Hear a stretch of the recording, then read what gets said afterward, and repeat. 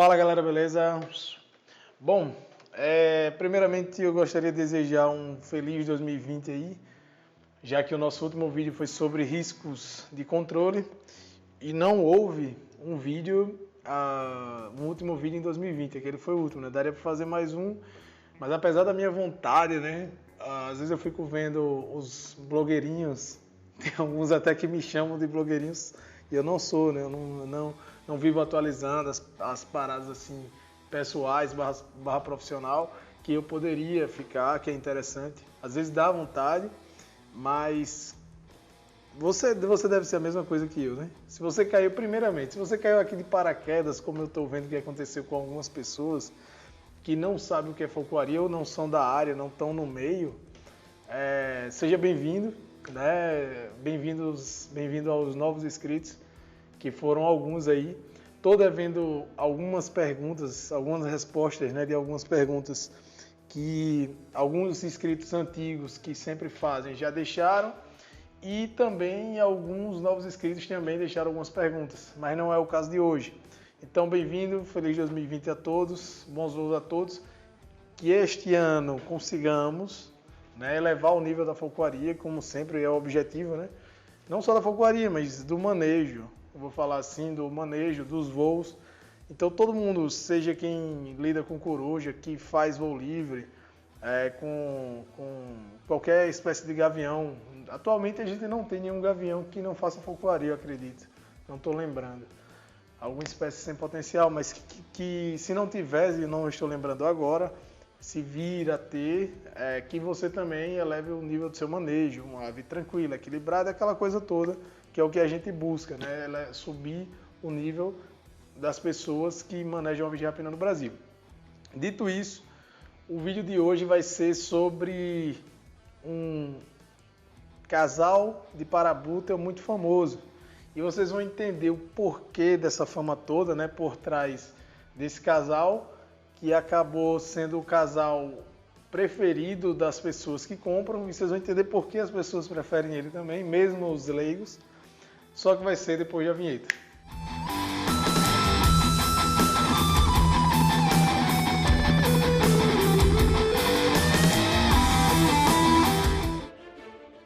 Dorival Lima, biólogo folcloeiro, e hoje vamos falar nada mais, nada menos que o casal da Bahia, né?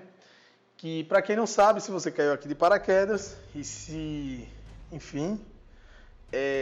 Casal da Bahia é um casal de parabúteos, né, que está lá no criadouro Fukui, e ele reproduz lá, né, ele é um criadouro de aves de rapina, então é um criadouro que reproduz sua especialidade, digamos assim, é parabúteo, né, mas ele reproduz também femoralis e esparvérios. Mas o casal da Bahia, o que é isso? Por que casal da Bahia, casal Bahia, né? Que tanta gente procura, tantos clientes procuram pessoas mais experientes para perguntar qual parabuta eu comprar, e geralmente a gente indica casal Bahia. Então vamos lá, primeiro quesito, qual sua origem? Então, o casal da Bahia, em tese, estou falando em tese porque apesar das afirmações a gente não teria um mapeamento assim exato, mas foi um casal que veio do sertão da Bahia, chegou nos Setas lá, né, da Bahia, e foi encaminhado na época para o criador Fukui no Rio de Janeiro. E então sua origem é aí, casal da Bahia, porque ele veio da Bahia, do sertão baiano. E qual característica principal no voo dos descendentes, né, dos filhotes desse casal, para fazer com que tenha tanta fama? Fulano falou que tinha que comprar o casal da Bahia, filhote desse casal, Dorinho também, Eduardo também, e aí vai. A galera que já tem mais experiência acaba, para não ter erro, indicando esse casal. Não sempre, mas geralmente é assim. Então, o que é que eles têm de diferente? Bom, há muito tempo, eu lembro do Júnior Abreu, que é o proprietário da Cepar, quando ele ainda voava parabúteo, né? Porque, não sei se você sabe, mas as pessoas começam voando aves mais fáceis, né, de um manejo mais fácil ali, mais limitado, que está mais próximo ao falcoeiro, e acaba depois conhecendo outras e não mais voando para búteo. Então muitos são assim. No caso do Júnior foi bem isso aí. Né? Ele voava para búteo, era dedicado, ele tinha lá atrás, ele ainda tem, né? Só que agora esse para-búteo dele virou reprodutor. Inclusive é filho do casal do Bahia, eu acredito, o Blue. Então, na época que ele voava para búteo, depois ele acabou, agora eu acho que ele só voa peregrino, mas ele fala melhor isso aí. Quem quiser tirar essa dúvida, pergunta lá a ele. Mas para búteo ele não voa mais, a não ser em controle. Então ele viu que isso eu lembro conversando em 2012 no encontro da BFPA em Guaba Grande, Rio de Janeiro, e ele fez até um videozinho que mostrava um filhote descendente desse casal, não filhote mais, tá? Você que está chegando agora, quando eu falo filhote é um filho desse casal, mas já com seus 4 meses em diante, que já voando, formado, caçando, e outro de outro casal. Não sei qual era o casal. E aí, o que é que ele percebia, né? Ele mostrou no vídeo, mas ele percebia em campo, obviamente, que mesmo tendo o mesmo treinamento do outro, mesma época, mesmo tempo de treino, de caça e de tudo, um voava sem parar de bater asas, né? Contínuo, quando estava em perseguição de uma presa, e o outro voava e planava. Voava e planava. Então, a partir daí, eu estou falando para minha informação, né, quando eu comecei a trocar ideia com ele sobre isso. Foi a partir daí, desse momento, dessas observações dele, que eu estou falando para mim, tá? Para depois não dizer, não, mas o meu tutor de 1950, ele já falava isso.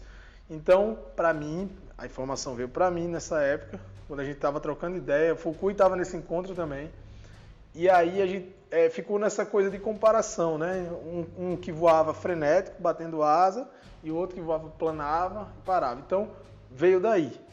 Eu quero o casal da Bahia, filho desse casal, porque eu sei que ele é mais frenético, né? Ele é mais disposto. E na falcoaria a gente não busca só eficiência. Inclusive, já vou falar sobre isso. Os filhos desse casal da Bahia são mais eficientes que os de outros casais? Calma aí que já eu falo. Dito isso, vamos para o próximo tópico. Outro ponto que foi observado, isso tudo é empírico, tá?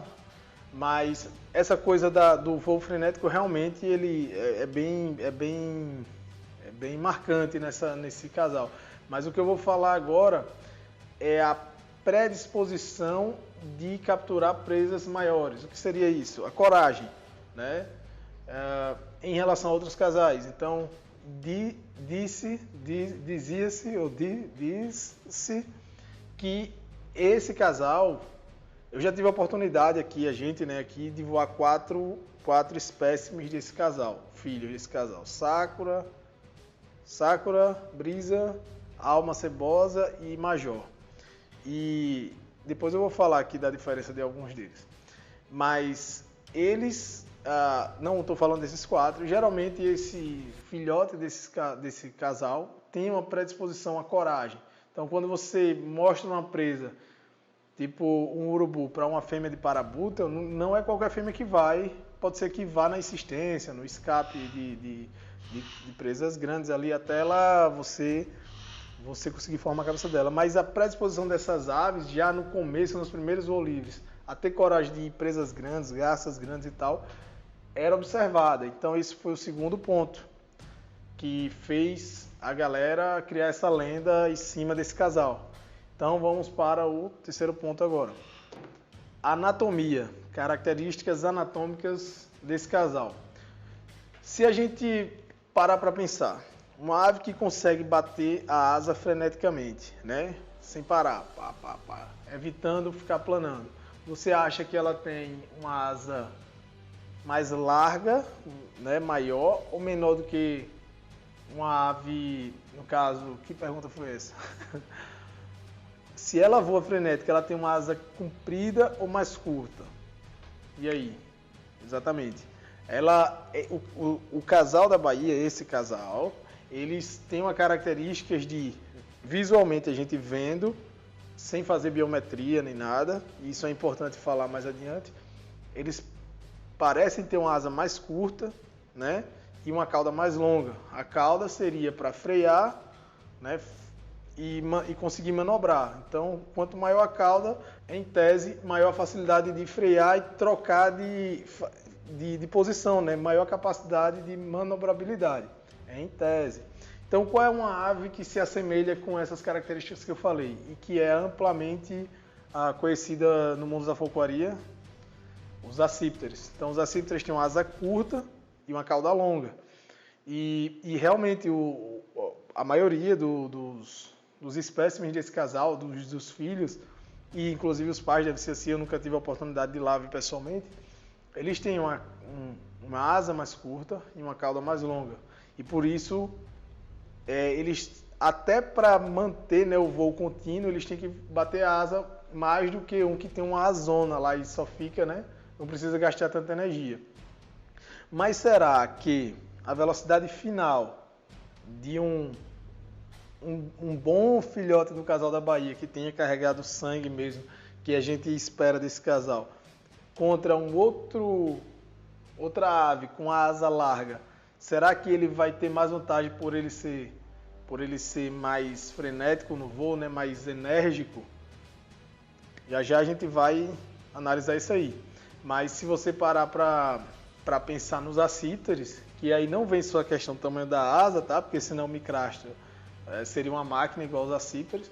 Mas, voltando para a questão da asa, os acípteres têm uma explosão absurda, né? E uma asa curta, uma cauda longa. As codornas, vamos falando dos tinamídeos aqui do Brasil, que a gente chama de, aqui no Nordeste, codorna, em alguns lugares do Brasil, perdiz, a perdiz pequena, não tem cauda, tá? Porque ela não precisa manobrar, não é a estratégia dela de fuga, mas tem uma asa muito curta e parece um foguete. Deixa os femoralis no início da perseguição lá para trás. E olha que o femoralis é rápido, um falcão rápido. Então, para vocês fazerem uma analogia aí mental, imaginar, o arrasto é menor, né, contra o vento, e a resistência é menor. Né? Então, quanto menor a asa, em tese, mais velocidade vai alcançar num tiro, assim, né, no sprint. Vamos para o quarto ponto. Quarto ponto, teoria do bioma. Vamos lá. Outra coisa que o Júnior também já falava nessa época, em relação a... Ele sempre falava assim, não, os parabúteos que vieram do mangue... Ele fez um levantamento interessante, foi o primeiro cara que eu vi fazer um levantamento junto ao Fukui, ele tinha tudo isso anotado. Inclusive, ele passou isso para Glenson e Nailson, da NF, né, quando estavam fazendo um trabalho sobre isso. Então, os caras pediram a ele, eu falei, o Júnior tem tudo anotado, velho. Pede a ele lá, que na época que ele voava para Parabuta, o bicho fez todo esse levantamento. E o Júnior falava assim, os gaviões do mangue, a interpretação dele, né, ele é um bicho que fica lá no puleiro, no mangue, observando, e quando vê a presa, que tem muitas, né, tem aves pescadoras ali no mangue, falando de forma natural. Tem anfíbios, roedores, enfim. Então ele disse, para que essa ave vai gastar energia? Né? Ela evoluiu durante milhares de anos ali, esperando, analisando, aquela presa está de vacilo, dá, pô. E, obviamente, faz a atividade de marcar território ali, de forrageio também, nos voos altos, mas a grande característica era essa, asas largas, né? A cauda normal, proporcional, e ficar ali esperando o bicho dar o vacilo e pegar. Enquanto que o casal da Bahia, né, que vem da onda do sertão, se você não é do Nordeste ou nunca foi no sertão, você não tem ideia de quão difícil é a vida no sertão, né? Inclusive para os animais, não só para os seres humanos. Então, na época da seca, a escassez de água, de tudo, é muito grande. E então acaba que, em tese, você tem animais que precisam dar mais gás, mais vontade, porque aquela pode ser a última oportunidade dele. Então, no sertão, a escassez é tão grande que, viu uma presa, dá de tudo para pegar. Então, a tese é em cima disso, que por eles, esse casal vir do sertão, né, eles têm isso, eles evoluíram milhares de anos, os parabutas do sertão, para ser mais enérgico, para não perder a oportunidade, porque eles têm poucas oportunidades se for comparar a um bicho do mangue fechado, aquela coisa toda. Então, uma outra teoria é essa, um outro ponto, né, que se encaixa aí do porquê esses bichos serem tão bons assim. Então vamos para, eu acredito que é o quinto ponto agora, né? Quinto ponto. O quinto ponto eu coloquei alguns prós e contras, né? Mentira. O que é que eu coloquei aqui? Ah, tá. Alguns exemplos de parabúteos bons e outros ruins. Quando eu falo ruim, entendam, não é que não caça, não é que... Não é. É um parabúteo que é inferior ao outro, que é bom demais, sacou? Então, assim, eu vou até falar num ponto rápido aqui, sei que você está com paciência aí. Então, assim, um ponto rápido que vale um vídeo completo, eu vou falar rápido, mas esse é um assunto que vale um vídeo completo. Melhoramento genético, né? Muita gente fala assim, pô, mas toda ave de rapina caça. É verdade, em tese, toda ave de rapina vai caçar, senão vai morrer. Só que a gente está falando de cativeiro, e no cativeiro não existe a seleção que existe na natureza. Então, muitas aves que morreriam ainda no ninho, no criadouro os criadores conseguem fazer com que ela não morra, seja evitando o cainismo, seja dando suporte para que ela, naqueles primeiros dias que ela estava capengando, aí o criador vai lá e na atenção ali, tal, às vezes suplementando, enfim, tem a intervenção. Dito isso, por que eu disse isso? Porque você pode ter um bicho muito bom aqui, desse casal, e um irmão muito ruim. Ruim, de novo, que eu falo, não é inferior a esse top, sacou? Tá, beleza. Aí eu vou dar alguns exemplos. Nós tivemos 4 parabúteos do casal da Bahia aqui. Infelizmente, a que eu considerava assim mais completa, né? Ela acabou fugindo com um amigo meu, Eduardo, que quando estava mais ativo na falcoaria, não foi erro dele, foi atrelamento. Ela estourou o atrelamento. Não tem como prever isso. A única forma de evitar isso é fazendo como a galera faz na América do Norte e em outros países. Não na América do Norte, porque eu acho que é a América do Norte, né? Mas obrigatoriamente nos Estados Unidos, por exemplo. O bicho atrelado em recinto. Aí sim, ele atrelado no recinto, como a gente já aconteceu com a gente várias vezes, de chegar lá no porto, os bichos estão no recinto, um tá solto, porque estourou, porque tirou o nó. Esses bichos, eles são inteligentes e alguns deles ficam testando. Não todo indivíduo, mas tem um indivíduo ou outro que gosta. No caso da Sakura, que eu considerava ela muito boa, todo mundo que conheceu, via de perto, era muito boa. Desde o começo ela tinha predisposição a pegar presas grandes, tinha uma explosão grande.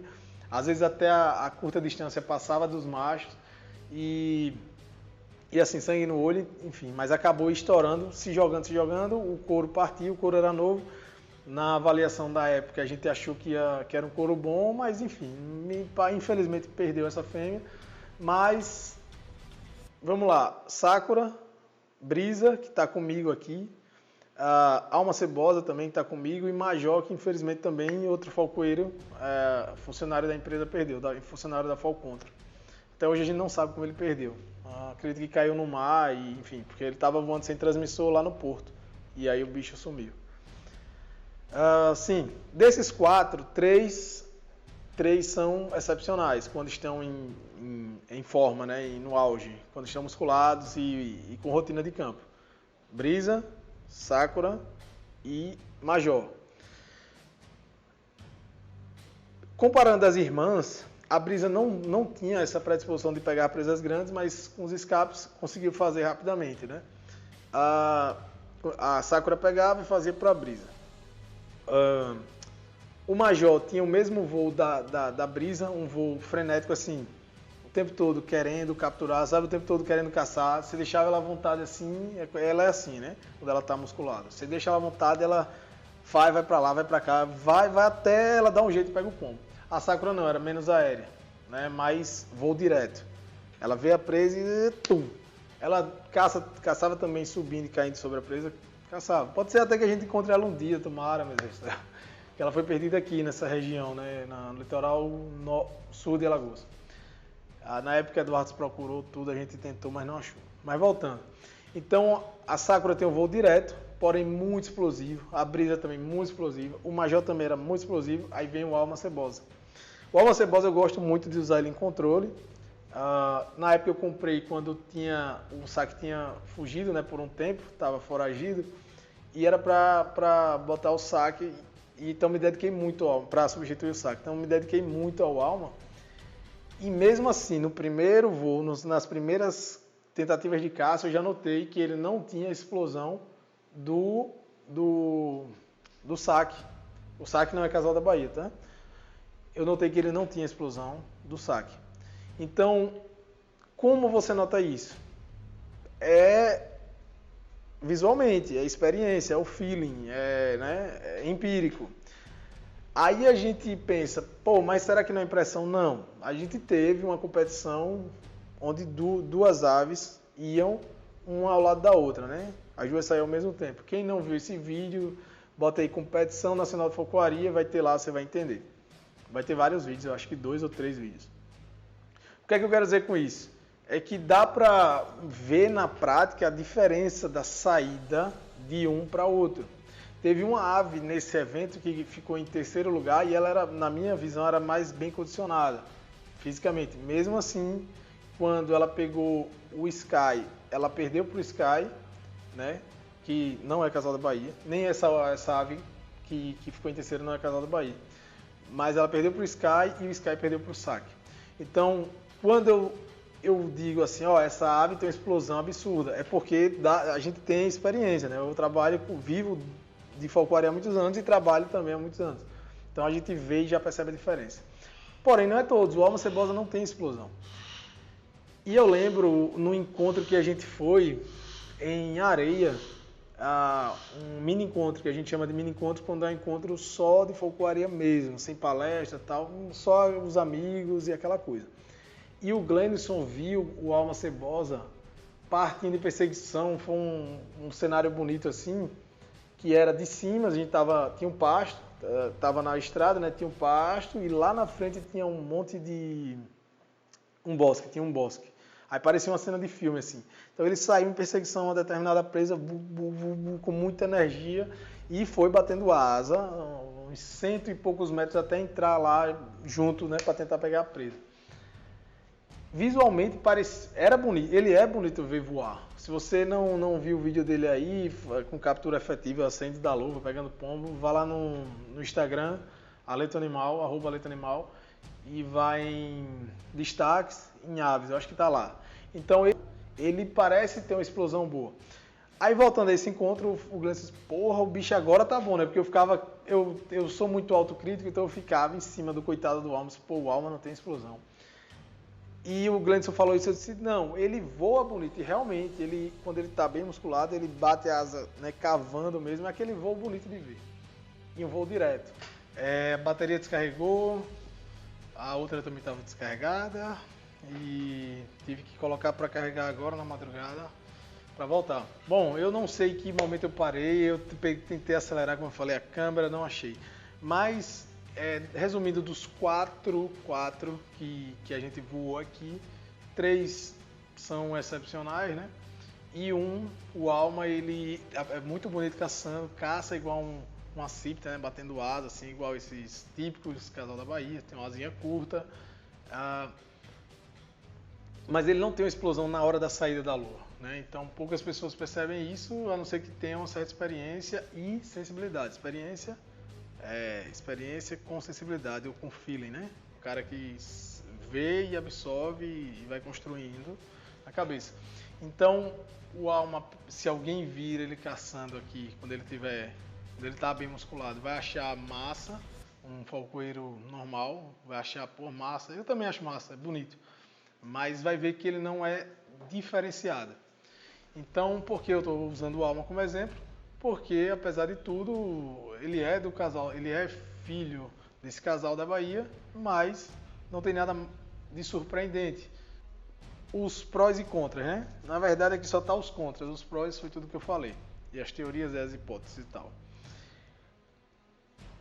Contras desse casal. é regra, não, mas por alguma razão eles são um pouco mais arredios, mais agressivos do que os outros.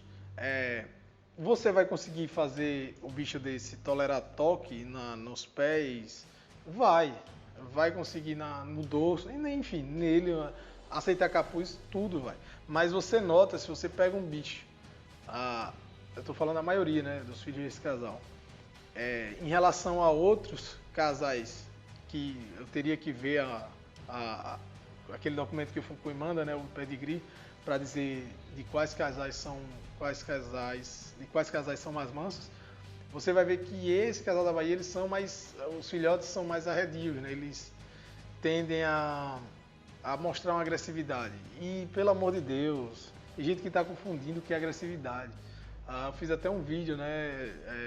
Botei no grupo lá da Letícia, no grupo Aves de Rapina, mostrando que quanto mais pesado, que eu já falei sobre isso, quanto mais pesado é um parabúteo desse parental, mais pesado ele fica. Quando ele já foi amansado, já foi treinado, ele fica mais agressivo. E teve cara ainda que ficou, não, o meu não tá agressivo aqui. O bicho, todas as demonstrações de agressividade, né? Cabeça baixa, todo arrepiado, tentando intimidar, mostrando o tamanho. Mas só porque não ficou agredindo a luva, o cara achou que isso não era agressividade. Mas são sinais de agressividade, né? Pequenos sinais que dali passa para agressão mesmo, pode passar para agressão agarrada, bicada, e aí vai, gritos, já que ele não pode fugir. Tá, então, outra característica desse casal é que a maioria dos indivíduos tem são mais arredios, assim. Mas a gente sabe, na folcloria não é para ficar passando a mão. Agora, e a educação ambiental? E agora? Você vai optar por um filho desse casal? Sinceramente, eu não optaria pela equação aí, né? Pela porcentagem que a gente já viu. Então, se eu fosse fazer só voo livre, eu optaria por esse casal? Provavelmente não. São animais ativos, né? O tempo todo buscando. Inclusive, se eu falar errado aqui, eu vou colocar um vídeo corrigindo. Mas o John, que é um amigo nosso folcloeiro lá de Aracaju, ele está terminando o mestrado com a questão de visão dos parabúteos, né? Então a gente levou vários parabúteos. Galera, ele fez teste em vários parabúteos. Mas uma citação que não tem a ver com o estudo dele, mas tem a ver que ele está usando de referência, né? Um dos trabalhos fala que quanto mais balançar a cabeça para focar, melhor a qualidade visual da ave. E a gente pensaria que é o contrário, né? Mas essas aves, elas tendem a ser mais frenéticas, o tempo todo procurando, buscando, né? Tentando achar um foco. Enquanto outras aves mais passivas, que eu não gosto, mais estratégicas, elas tendem a parar, observar, pensar como vai, ao invés de olhar e sair da luva. Tá, então a agressividade é um ponto aí, né? Um ponto desse casal, dos filhos desse casal, mas nada demais. Não é que vocês virem aí nos vídeos, vai ver eu tocando na brisa, no alma, tranquilo, né? O manejo correto vai aceitar, só que eles têm menos tolerância. Isso é a maioria das pessoas que eu conversei, né, e que já relataram. O outro, que não é contra, eu coloquei aqui só para me lembrar, mas que os pés, assim, esse casal não tem um pé exagerado, né? Não é nada demais, é um pé normal, não é pequeno nem grande, normal. E uma das características das aves ornitófagas é o pé bem grande, né? Os dedos bem compridos. Esse casal é normal, não tem nada surpreendente nisso. O que denotaria uma hipótese que eles não são tão ornitófagos assim lá no sertão, né? Porque quanto mais ornitófago, para a gente seria mais esportivo, né? Seria uma ave que tivesse, se existisse um parabúteo ornitófago 100%, teoricamente na folcloria eles daria show, né? Porque pela habilidade para pegar uma ave dá mais trabalho, ou a característica de perseguição é uma em relação às presas de solo, de pelo, né? As de pelo é uma forma de perseguir, de caçar. E os acípteres, que são especialistas, né, em aves, eles têm a manobrabilidade, uma velocidade de mudança percepção de mudança é o sono, de desviar, né? Então ele consegue acompanhar a presa justamente por causa de toda essa evolução. Mas no caso do casal da Bahia não, normal, pé normal. Nunca vi um pé surpreendente, nem nenhum indivíduo que eu já vi aí nos encontros que eu ocorria nos meus, normal. Não é contra isso, é normal, não é um pé pequeno, é normal para o parabuto. Agora, tem uns parabutos com pé exagerado, que seria teoricamente uma qualidade a mais. Agora voltando, rebobinando e só colocando os pontos aí que eu prometi que ia colocar. A questão da anatomia. É realmente mais rápido do que um filho do casal da Bahia com as asas curtas? É realmente mais rápido do que um gavião lá do mangue, que seja do mangue, que não seja do mangue, mas com a asa mais larga? Não dá para saber. O que a gente tem é a percepção apenas, a gente não tem dados. Eu vou falar aqui uma hipótese, né, uma metodologia científica bem rasa aqui, só para vocês imaginarem que poderia fazer, seria treinar aves de anatomia diferentes, né? Primeiro fazer a biometria para comprovar que realmente eles têm o formato que a gente vê, né? Aquela asa, tal, comprovar, tal. Fez a biometria realmente, a asa é mais tal aqui, mais curta aqui, a cauda é mais longa proporcionalmente. Daí partir para o segundo teste. Poderia usar o GPS da marcha, por exemplo, num ambiente controlado, sem vento, um ginásio fechado, e aves que tivessem um condicionamento físico igual. E para isso, para sistematizar, a gente poderia pensar nos saltos verticais, né?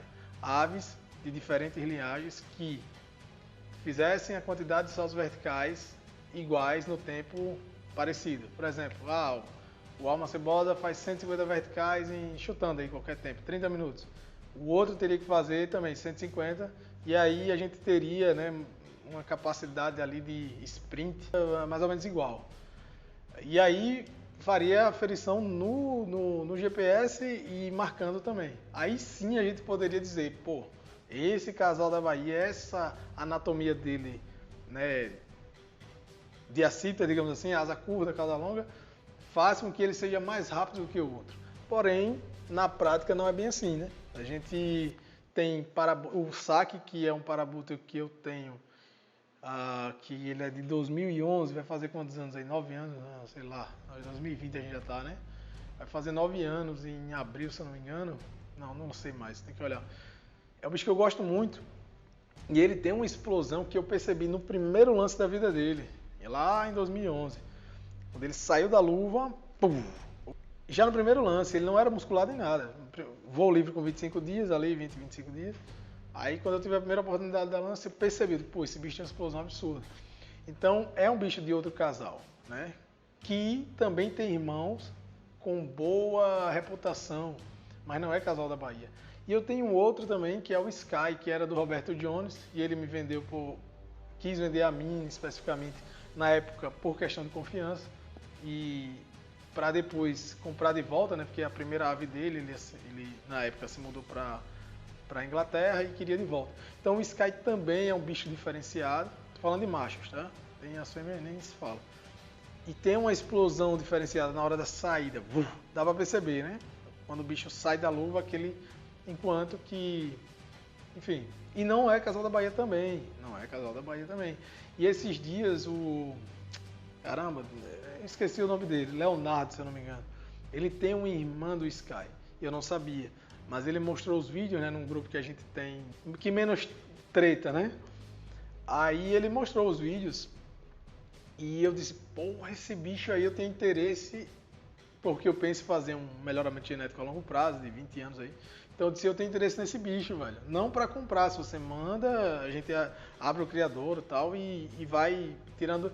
Quando eu fui ver, eu pedi para ele ver o pedigree, era irmã do Sky. Então você vê que geralmente bate nessas 3 linhagens. Não sei o nome, só sei casal da Bahia, os outros eu não sei o nome deles. Então é bom até a gente colocar o nome desses outros dois, porque são bichos muito bons. Não só os que eu vi, de outras pessoas também.